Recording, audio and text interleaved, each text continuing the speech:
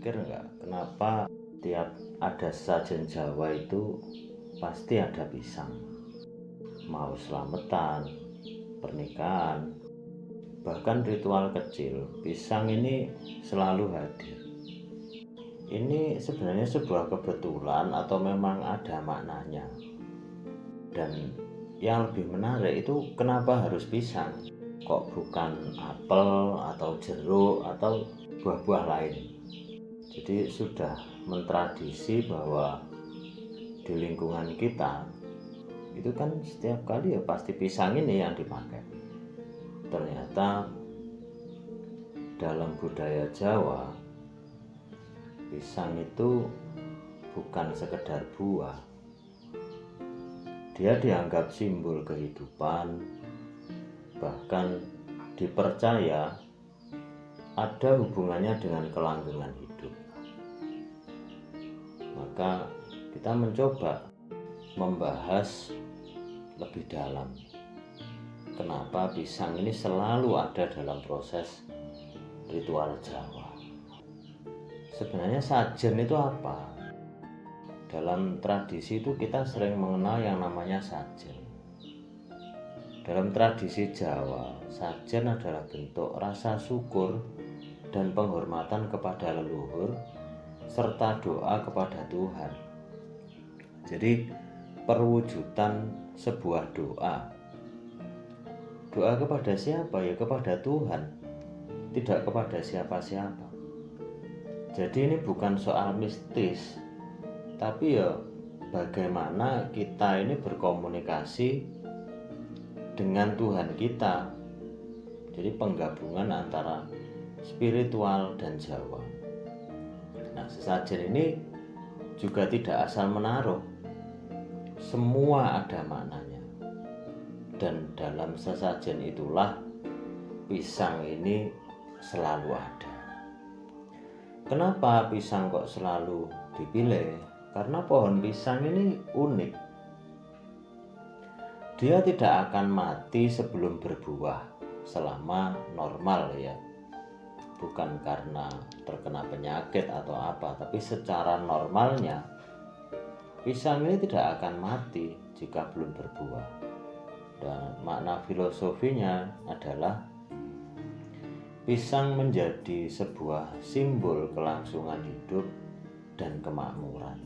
Artinya kita ini jangan sampai mati sebelum meninggalkan manfaat untuk makhluk yang lain, layaknya pohon pisang.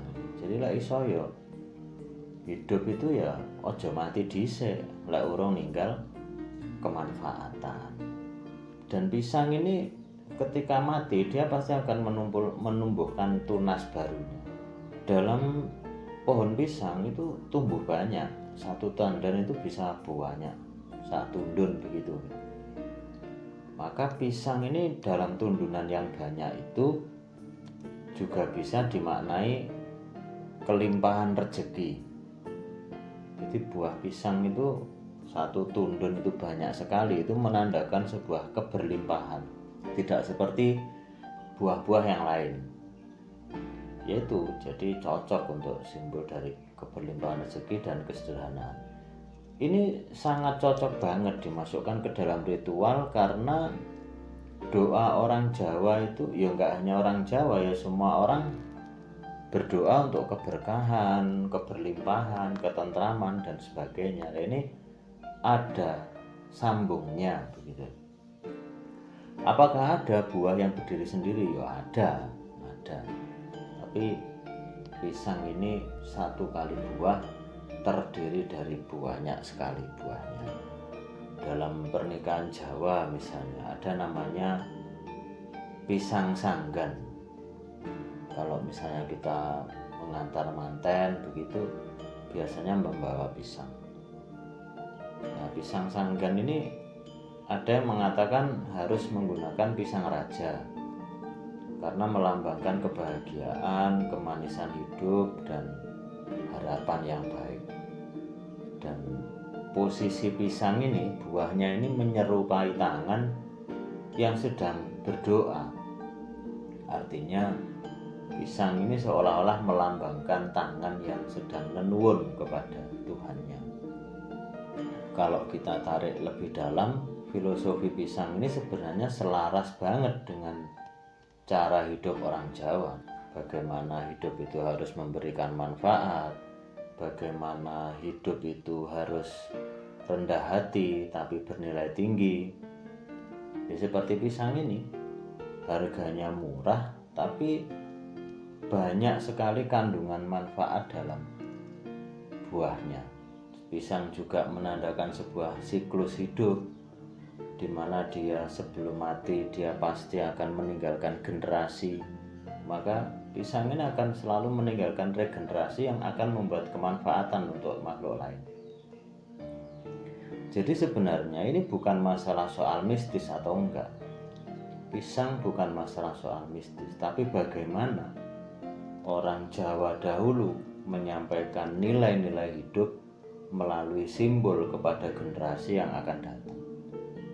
Jadi pisang ini bukan hanya sekedar buah, tapi dia adalah perlambang yang akan disampaikan para sesepuh Jawa kepada anak turunnya. Jadi sekarang kalau kita melihat sajian, jangan hanya dilihat isinya, tapi bagaimana kita mampu memahami maknanya.